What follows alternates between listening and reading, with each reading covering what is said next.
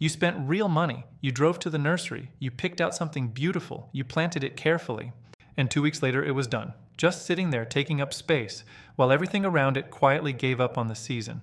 If that has happened to you more than once, you are not making a mistake. Nobody gave you the right information. And that is exactly what this video fixes today. I have 10 perennials for you. Not the generic species names you already know, specific variety names, real zone data. The one management detail per plant that separates 2 weeks of color from 5, 6, even 7 months of bloom in a real American garden. And the plant sitting at number 1 on this list does something that almost nothing else in perennial gardening can do. It hits its absolute peak performance in September and October, when every other flower in your yard has already quit for the season. When your neighbors' gardens look tired and finished, that is when number 1 is just getting started. Stay with me through the entire list because I am building toward the best. The plants in the middle of this list are good. The plants near the top are exceptional, and number 1 is the reason serious gardeners never let their fall garden go quiet again. Let's start at the bottom and work our way up. Number 10, Shasta Daisy. Most gardeners who have tried Shasta Daisies have been let down by them. A beautiful flush of white blooms in June.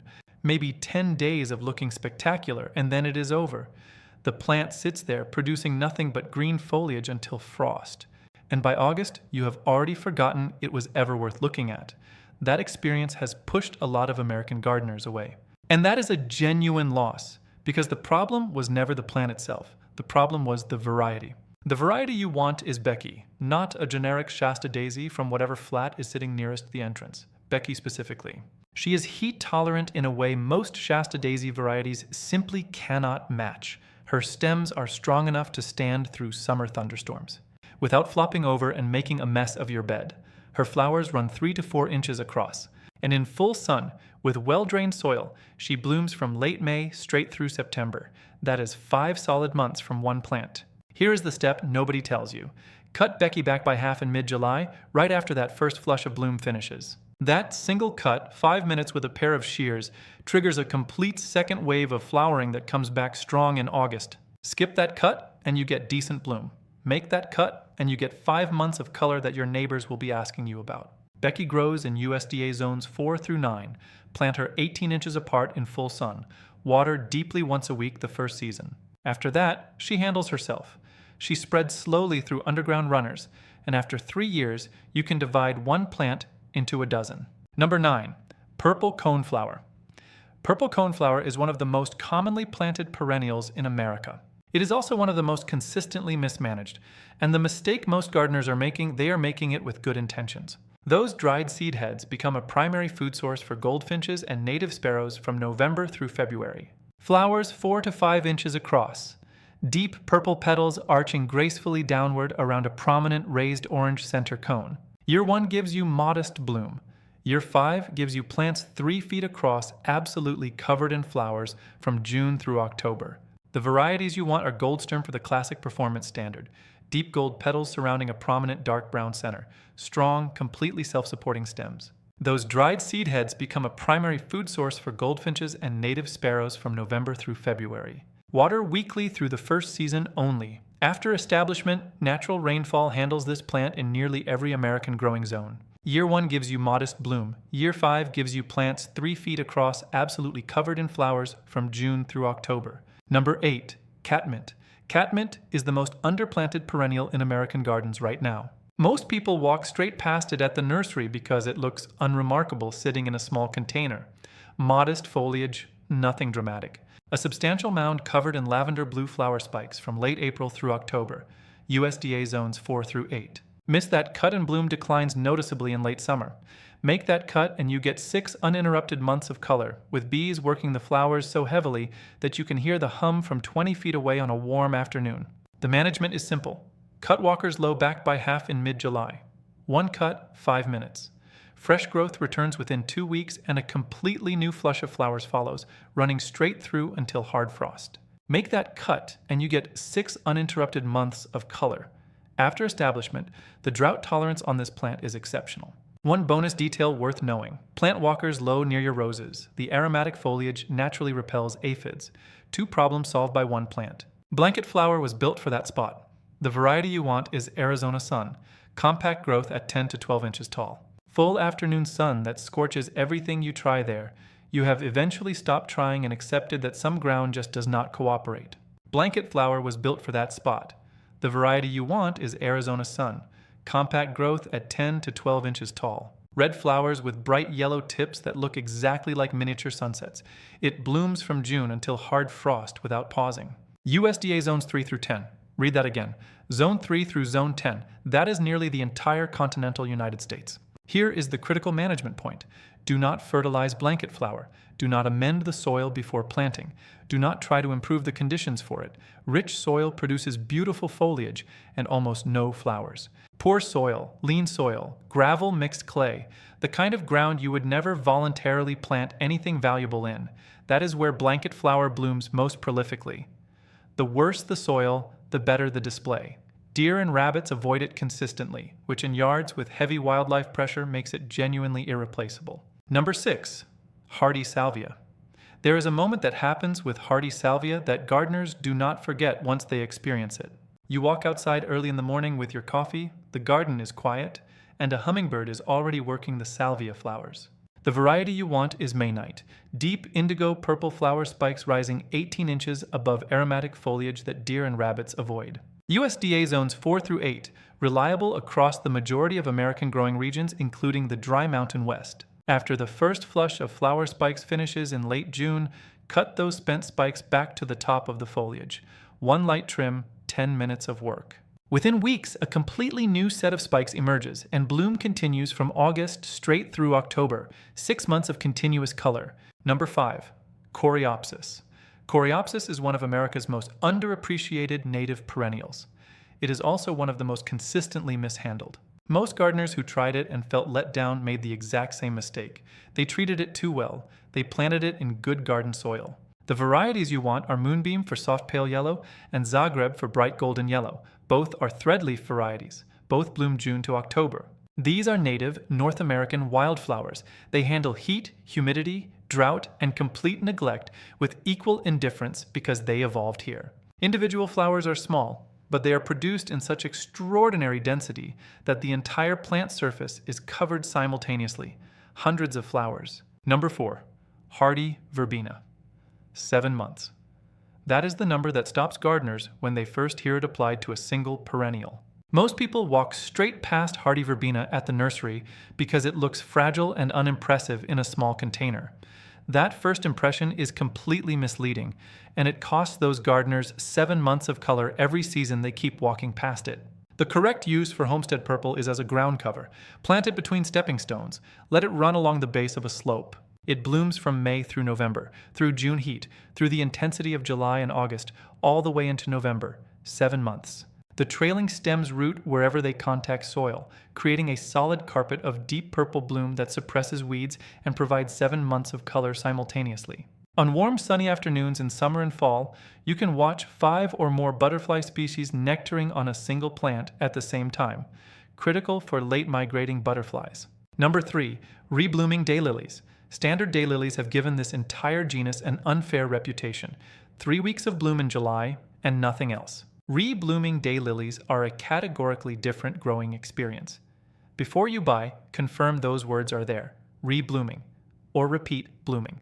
The varieties you want are Stella de Oro for golden yellow and Happy Returns for pale lemon yellow. Both bloom from June through September. 4 solid months. Growing conditions that would finish most perennials leave them entirely unfazed.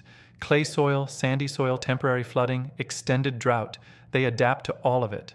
After 8 years, clumps become crowded. Dig them up in early spring, divide the clump into sections, and replant. Free divisions to share. After 8 years, clumps become crowded and bloom naturally declines. Dig them up in early spring, divide the clump into sections with 3 to 5 fans each, and replant.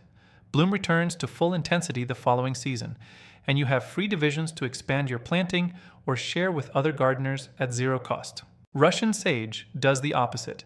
Give it the harshest full sun, bone-dry, baking hot conditions your property can produce, and it responds with 4 months of lavender blue flower clouds, held above silvery gray aromatic foliage that moves beautifully in summer wind. Give it the harshest full sun, bone-dry, baking hot conditions your property can produce, and it responds with 4 months of lavender blue flower clouds. The variety choice depends on your space. Little Spire stays compact at 24 inches. Classic reaches 3 to 4 feet tall. Both bloom July to October. The management requirements are minimal and non-negotiable. Full sun absolutely required. Well-drained soil absolutely required. Russian sage will rot in consistently wet conditions without exception. Beyond those two requirements, do nothing. Do not fertilize. Do not amend the soil. Do not water it once it has been in the ground for a full season. Plants receiving zero supplemental irrigation beyond natural rainfall for 7 or more years bloom magnificently and consistently every single summer. Deer and rabbits avoid Russian sage consistently across every American growing region. The aromatic oils in the foliage that repel deer also discourage most common garden pests. In more than a decade of documented performance across American gardens, pest and disease problems with well-established Russian sage plantings have been essentially non-existent. That impossible spot on your property, full sun, dry soil, relentless summer heat, where nothing else wants to grow and bloom simultaneously. Russian sage was built specifically for that spot, and it gives you 4 months of silver and lavender blue beauty while everything easier is struggling just to survive. And the majority of those gardeners are growing the wrong variety and getting a fraction of what this plant is genuinely capable of producing across a full season. The peak arrives in September and October. When your neighbors' gardens are tired and winding down, that is when Rudbeckia goldsturm is at its absolute best. The varieties you want are goldsturm for the classic performance standard. Deep gold petals surrounding a prominent dark brown center, strong, completely self-supporting stems. And Henry Eilers for something distinctly different. Quilled, rolled petals that create a texture and visual character no other fall-blooming perennial can match. Both rebloom reliably. USDA zones 3 through 9, native to North America, adapted across the full range of continental American growing conditions from the coldest Minnesota winters to the persistent heat of Alabama summers, without requiring any zone-specific management adjustments. Average soil, ordinary soil, even slightly lean soil, produces compact, completely self-supporting plants with dramatically heavier bloom from June straight through November. This is a prairie native. It was built for ordinary American ground. Treat it like a prairie plant and it performs like one. Water weekly through the first season. After that, natural rainfall. Leave the seed heads standing through fall and winter. Goldfinches, chickadees, and native sparrows harvest them consistently from November through February. The dried stems provide architectural structure and quiet movement in winter wind long after the last flower has finished. Your garden continues earning its keep through the coldest months of the year. 6 months of bloom. Peak performance in September and October. Zero maintenance after year 1. Wildlife value straight through February. In full sun, ordinary soil. From Zone 3 to Zone 9. That is why Rudbeckia goldsturm is number 1 on this list. Not because it is the flashiest or the most exotic. Because it delivers more consistent, more seasonal value. At the exact time of year when American gardens need it most, than any other perennial on this list.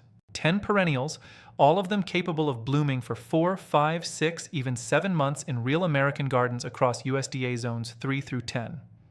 Becky Shasta Daisy, 5 months from late May through September, with one mid-July cut that most gardeners never know about. Magnus Purple Coneflower, 5 months of bloom, and an entire winter of wildlife value from seed heads most people are cutting off without realizing what they are removing. Russian sage, transforming your most impossible hot dry spot into 4 months of silver and lavender bloom that needs nothing from you after the first season. And Rudbeckia goldsturm carrying your entire garden from June straight through November with its best performance arriving in September and October when everything else has already finished.